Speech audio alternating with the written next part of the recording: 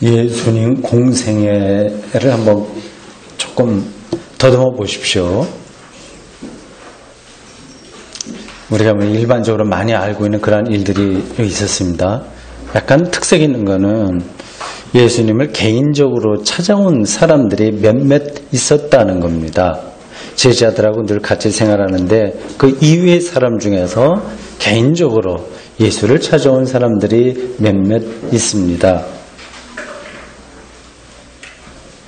마가복음 10장 17절에 따르면 어떤 부자가 예수님을 찾아와서 어떻게 하면 영생을 얻겠습니까? 하고 물었다고 하네요. 영생을 얻는다고 하는 것은 구원받는다는 이야기입니다.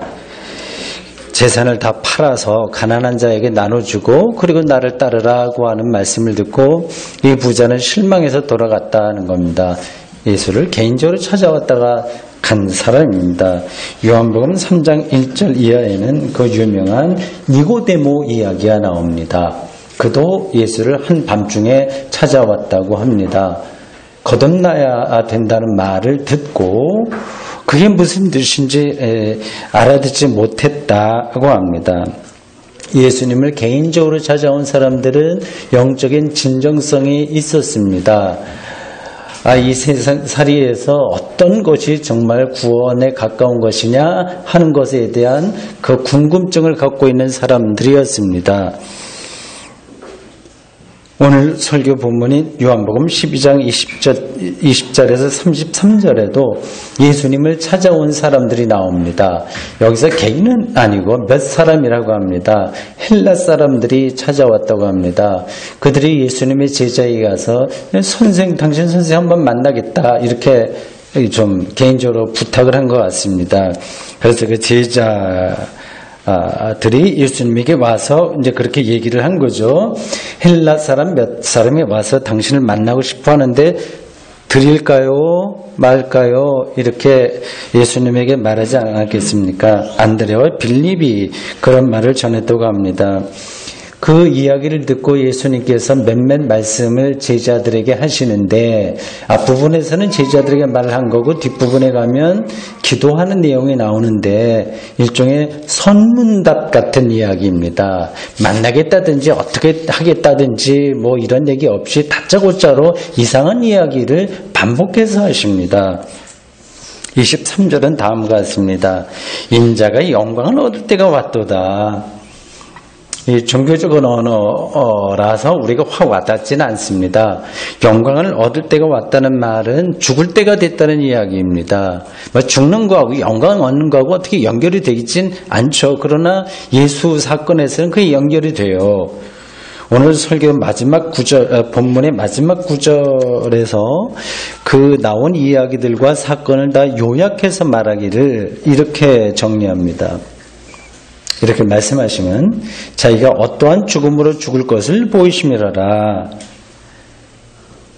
복음서를 비롯해서 모든 신학성서 기자들은 예수님의 죽음을 복음의 핵심으로 간주했습니다. 십자가 처형은 당시 유대인들에게 거리낌의 대상이고 로마 사람들 이방인들에게는 어리석은 것이었는데도 불구하고 가능한 대로 그거를 좀 멀리 해야 되는데도 불구하고 그것을 복음의 중심으로 삼았습니다. 다른 종교에서는 이런 일이 일어날 수가 없습니다.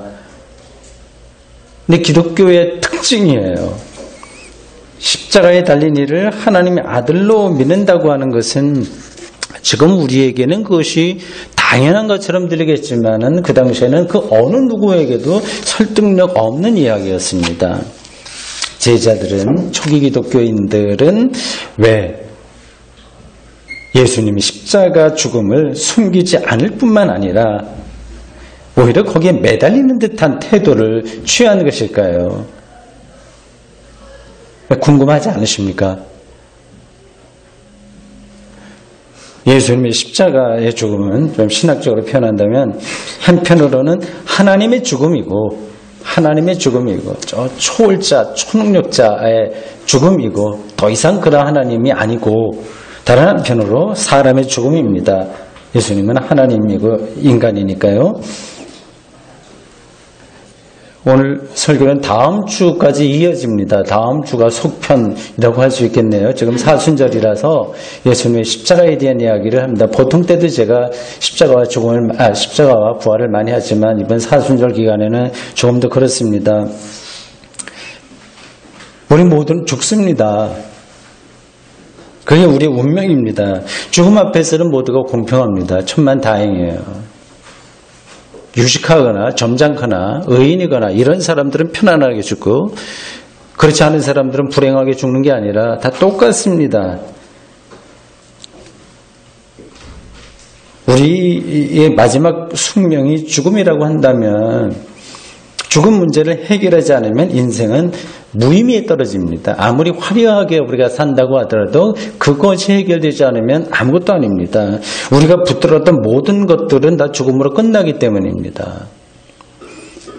우리의 재산, 인간관계, 가족, 학문적인 업적, 삶의 열정 등등 이 모든 것들이 죽음으로 인해서 햇살 아래 아침 안개가 사라지는 것과 같이 그러게 됩니다. 죽음에는 두 차원이 있어요. 하나는 어느 때인가 미래에 다시 돌아올 수 없는 단계로 떨어지는 겁니다. 이걸 우리는 보통 죽음이라고 얘기합니다. 우리가 일반적으로 알고 있는 죽음입니다. 다른 하나는 지금 살아있는 이 실존에 감추어진 죽음입니다. 그래서 생명은 동시에 죽음이기도 합니다. 결국 죽음으로 간다는 것만 아니라 살아있고 역동적이고 활기차지만 그것으로 생명이 충만하지 않기에 그 안에 이미 죽음이 그림자처럼 따라오고 있습니다. 역동적인 것과 동시에 공허한 겁니다. 죽음의 그림자가 우리의 삶에 숨어있기 때문입니다. 하나님의 아들이신 예수님이 우리와 조금 더 다를 것 없는 죽음을 감당하셨다고 하는 말은 그가 우리와 궁극적인 실존에서 하나가 되셨다는 뜻입니다. 얼마나 다행한 일인지 모릅니다. 이 땅에 와서 손오공처럼 모든 것들을 초능력으로 행하셨다고 한다면 정말 우리하고 거리가 먼데 똑같이 무기력한 방식으로 돌아가셨습니다. 복음서 기자들은 그 사실이 예수의 죽음이 자신들의 구원에서 절대적인 사건으로 보았기 때문에 반복해서 예수의 죽음을 이야기하고 있습니다. 그게 빠지면 복음이 아닙니다. 예수님은 자신의 죽음을 가리켜서 영광을 얻는 것이라고 말씀하셨습니다. 이게 알듯 말듯하죠. 영광은 하나님의 생명이 발현하는 사건입니다. 생명의 절정을 영광이라고 합니다. 그게 발현입니다. 자신의 십자가 운명에서 생명이 발현했다는 뜻입니다. 역설적인 표현이죠. 죽음은 분명히 생명의 파괴 아니겠습니까? 근데 어떻게 그게 생명의 발현이라고 할 수 있겠습니까? 겉으로만 본다면 예수님의 십자가 죽음은 모든 것이 끝장난 것뿐만 아니라 사람들로부터 조롱받을 수밖에 없는 일반적인 죽음이 아니라 십자가 처형이기 때문에 훨씬 더 조롱받을 수밖에 없는 사건입니다. 아무도 이것을 부정할 수 없습니다. 그런데 예수님은 자신의 운명을 하나님 나라의 관점에서 받아들였습니다.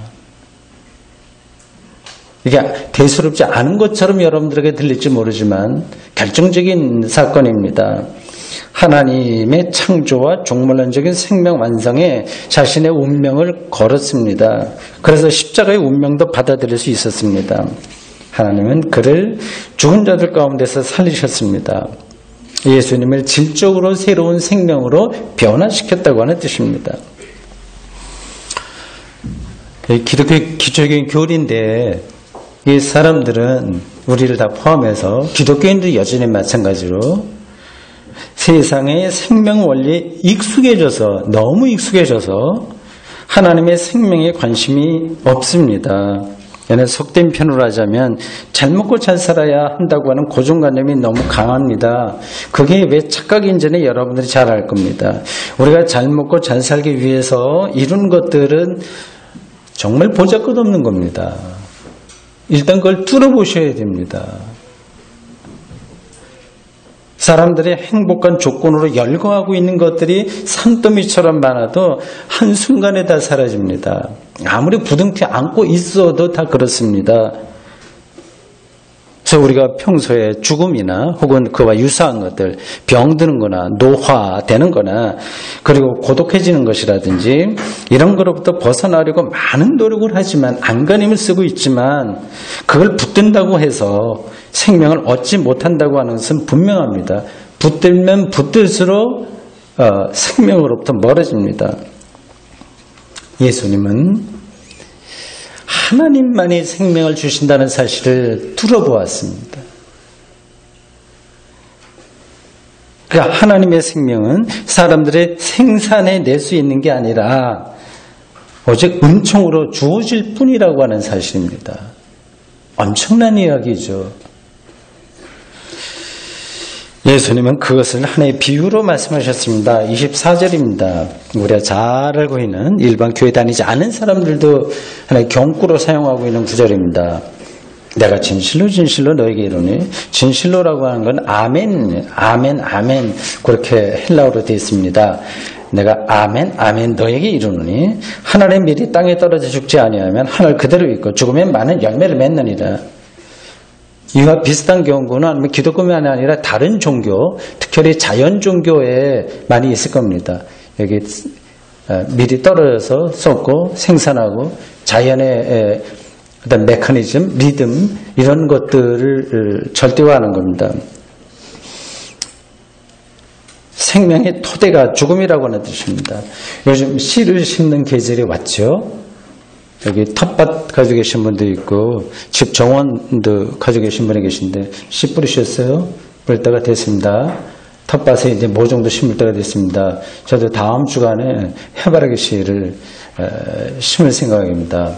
씨를 심을 때는 그 해바라기 씨가 밑에가 뾰족하고 위에는 뭉툭해요. 그래서 뾰족한 걸 밑으로 심어야 방향이 거기에 뿌리가 난다고 하네요. 그게 좋다고 합니다. 우리가 눈치채기 힘든 방식으로 씨가 싹을 내고 잎과 줄기를 내면서 화려한 해바라기 꽃을 피웁니다. 이 세상에 그 어떤 것보다 더 신비로운 현상입니다. 그거를 알면 다른 거는 재미없게 됩니다. 씨와 꽃의 관계에서 하나님의 영광을 간접적으로 생명의 발현이니까 느낄 수 있습니다. 예수님은 지금 이 미라를 이야기하면서 자연의 신비 자체를 말하는 게 아닙니다. 그건 누구나 다 보이는 겁니다. 여기서 말하고 있는 것은 그 생명이 하나님의 손에 달려있기에 죽음마저 하나님의 생명 능력에 속한다는 사실을 말씀하는 겁니다. 받아들이기 힘들겠죠. 이것을 예수님은 25절에서 좀 더 직설적으로 말씀하셨습니다. 여러분, 내가 죽으면 어떻게 하나? 내가 늙으면 어떻게 하나? 내가 외로워지면 어떻게 하나? 정말 걱정하지 마십시오. 생명은 그런 방식으로 우리가 두려워하는 것으로 없어지는 게 아니라 하나님만이 우리에게 은총으로 주시는 겁니다. 오늘 예수님은 그걸 우리들에게 말하고 있어요. 이렇습니다. 자기의 생명을 사랑하는 자는 잃어버릴 것이요. 우리는 계속 사랑하는 방식으로 살아요. 애착이죠, 말하자면. 그럼 잃는다. 이 세상에서 자기의 생명을 미워하는 자는 영생하도록 보존하리라. 자기의 생명을 미워하라고 하는 것은 오해의 소지가 있는 말씀입니다. 세상으로부터 도피하거나, 그래, 미워하라고 그랬지? 세상에 재밌는 거 다 미워하라고 그랬지? 어떤 역사 허무주의에 빠지는 것으로 받아들이면 곤란합니다. 요즘은 좀 덜합니다만 중세기 청교도 신앙이라든지 하여튼 경건주의 신앙 유럽에서 그럴 때는 예수 믿는 사람들의 인생은 뭔가 우중충해 보였습니다. 그래야 기독교인이라고 생각을 했습니다. 삶에 대한 의지를 약화시키는 것을 기독교 신앙인 것처럼 여기기 때문입니다. 금욕주의에 떨어지기도 하고 그것이 심리적으로 더 나아가게 되면 자학으로 나타나기도 합니다. 예수님은 여러분들이 잘 알다시피 먹고 마시기를 탐하는 자라고 하는 말을 들을 정도로 사람들과 함께 잘 어울려 살았습니다. 그리고 세와 야생화에서 하나님의 섭리와 통치를 느끼시는 그 예수님에게는 자기 생명을 미워하라고 하는 말은 어울리지 않습니다. 여기서 미워하라고 하는 말을 잘 이해하십시오. 이것은 생명이 하나님의 은총, 저 하나님의 선물이라고 하는 사실을 받아들이라고 하는 뜻입니다. 하나님의 선물을 하나님의 선물로 받아들이려면 세상에 왜곡된 요구를 거부할 수 있어야 됩니다. 그게 미워하는 거예요. 생명을 왜곡시키는 것에 대한 거부, 그게 미워하는 겁니다. 자기 인생을 이렇게 학대하라고 하는 것이 아니라 생명을 파괴하는 것에 대한 거부, 이게 미워하는 겁니다. 세상에 왜곡된 요구가 무엇인지를 여러분들은 잘 알고 있을 겁니다. 하나의 예를 든다면 무한 경쟁을 통해서 삶을 확인하는 요구가 그런 것들입니다. 그걸 거부하는 것이 바로 이 세상에서 자기 생명을 미워하는 겁니다.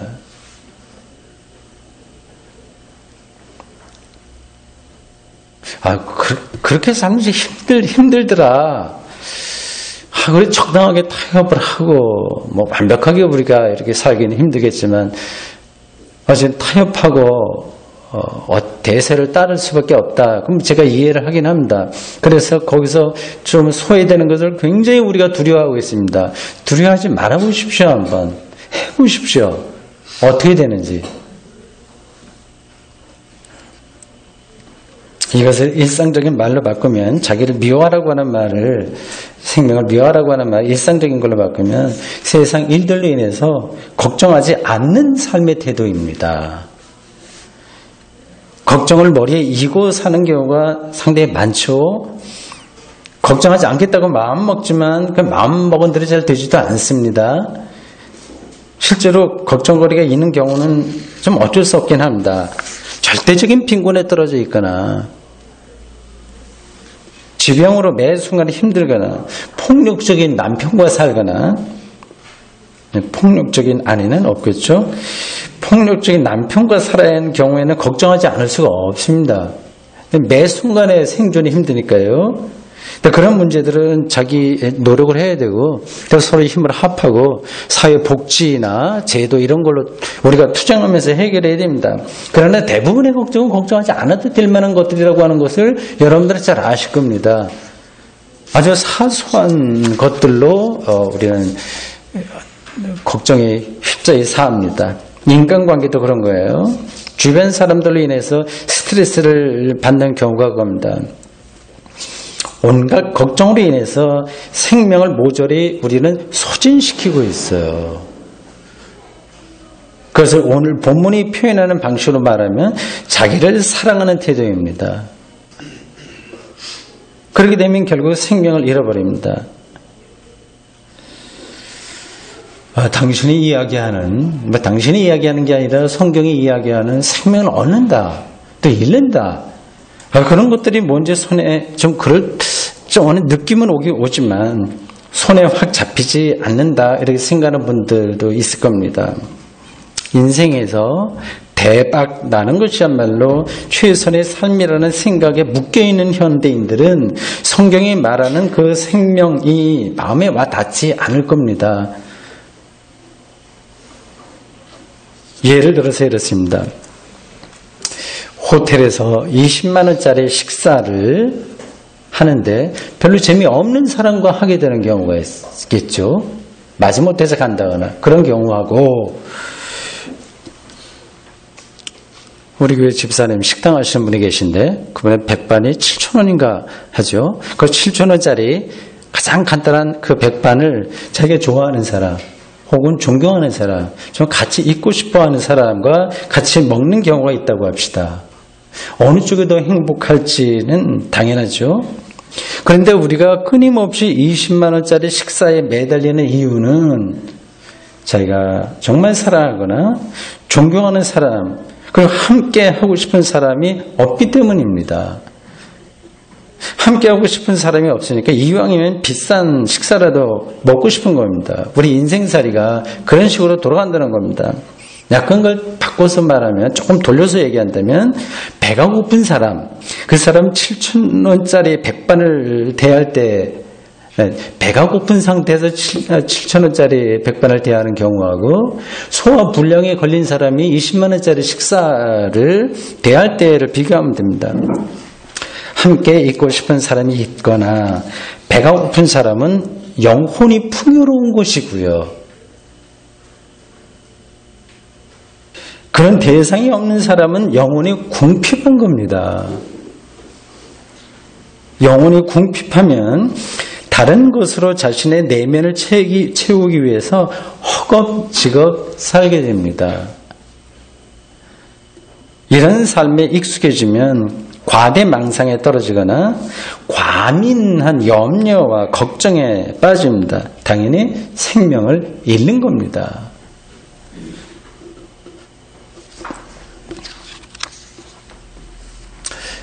예수님의 제자들은 여러분 예수 그리스도를 절대적인 생명으로 경험했습니다. 부러워요. 저도 개인적으로. 저도 제자로 산다고 하는데 예수님의 바로 직제자들이요. 그들이 경험한 예수를 절대적인 생명에 대한 경험. 그러니까 다른 건 없어야 되는 거예요. 그래서 순교도 가능했을 것이고 나를 따르라고 하는 것이 뭔지 알고 그렇게 따랐지 않겠습니까? 예수 그리스도를 통해서 영혼이 풍요로워진 겁니다. 그래서 그들은 예수 그리스도를 길이고 진리고 생명으로 받아들였습니다. 이거 헛소리가 아닌 거예요. 이거 마음으로 와닿지 않으면 우리가 거기에 도달하지 못해서 모르는 것뿐이지 이 제자들이 다른 이야기를 하는 게 아닙니다. 경험되지 않은 것을 그냥 꾸며서 하는 이야기가 아닙니다. 그들에게 예수님은 세상을 창조하고 생명을 보존하며 완성하실 하나님의 아들이었습니다. 만약 이 사실을 우리가 제자들과 마찬가지로 뚫어볼 수 있다면 영생이 무엇인지 알게 될 것이고 당연히 이 세상에서 자기의 생명을 미워하는 방식으로 살아갈 것입니다. 문제는 예수 그리스도를 통해서 더 정확하게는 예수 그리스도만을 통해서 영혼이 풍요로워지는 경험을 우리가 충분하게 하지 못하고 산다는 데 있습니다.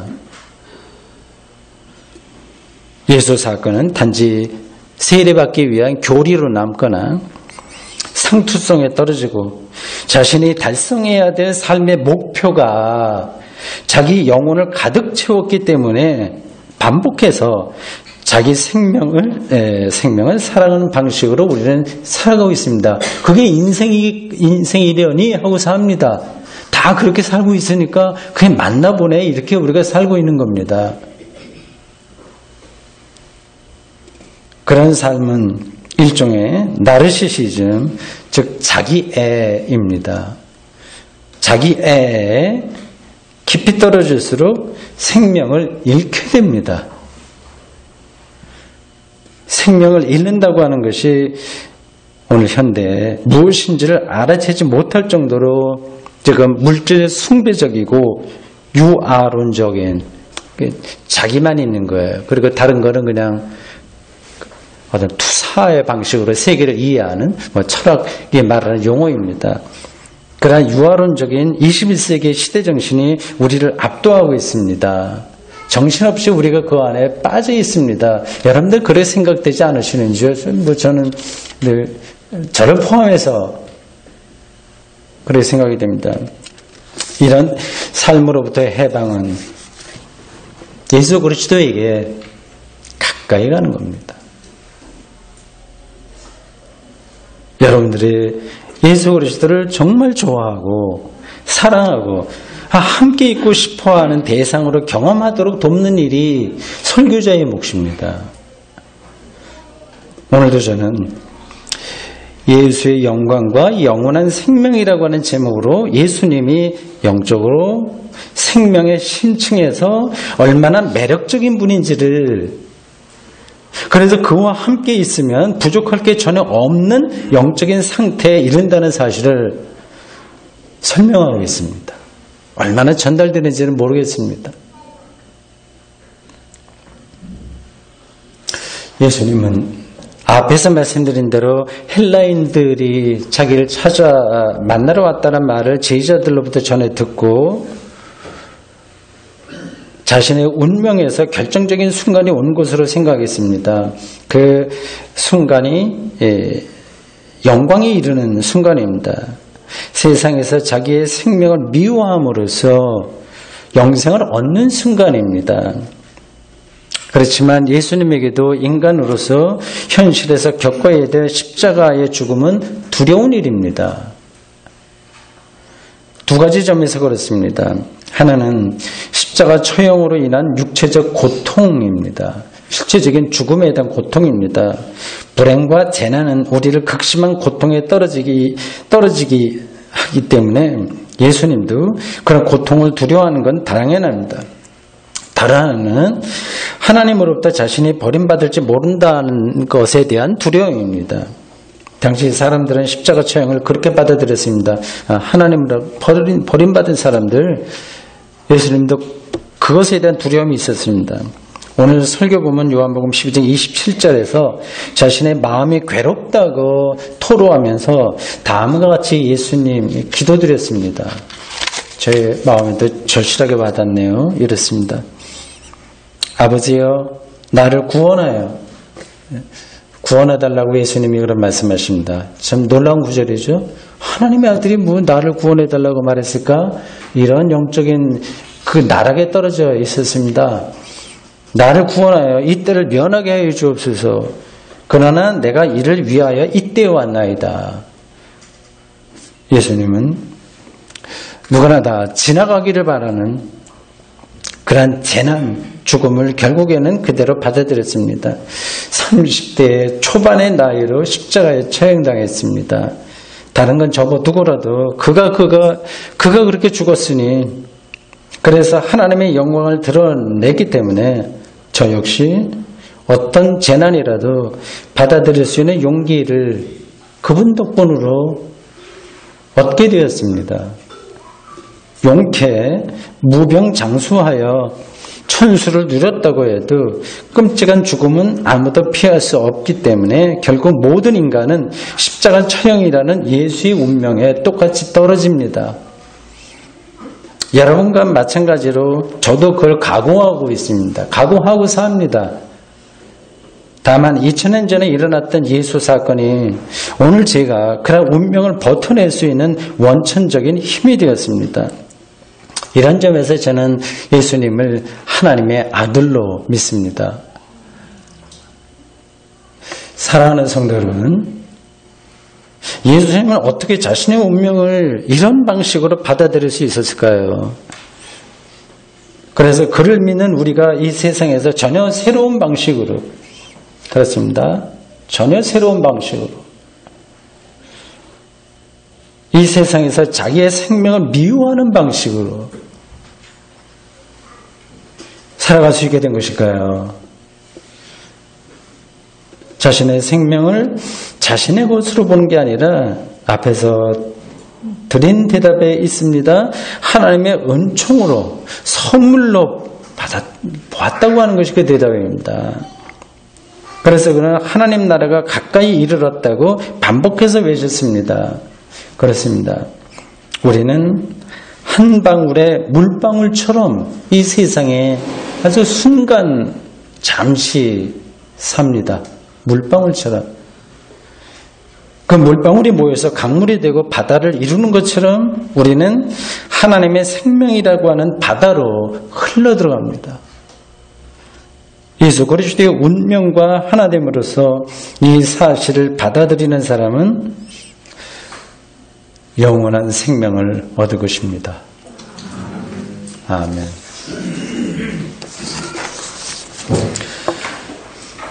주님 사순절 다섯째 주일에 세계교회가 함께 있는 교회력에 따른 성서 일과의 한 구절, 요한복음 12장 20절에서 33절에 나와 있는 예수의 말씀을 저희들 들었습니다.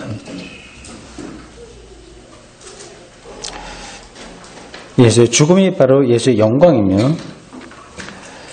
생명의 완성임을 저희들이 믿습니다. 예수 그리스도를 믿는 저희들, 예수 그리스도의 십자가 부활을 통해서 영원한 생명이 비밀한 방식으로 주어졌음을 믿습니다. 이 세상에서 두려워하지 말고 자기를 사랑하는 방식이 아니라 자기를 미워하는 방식으로 세상의 왜곡된 생명의 요구에 길들여지는 방식이 아니라 거기에 저항하는 방식으로 살아가도록 저희들을 주님 붙들어 주십시오. 예수님의 이름으로 기도합니다. 아멘.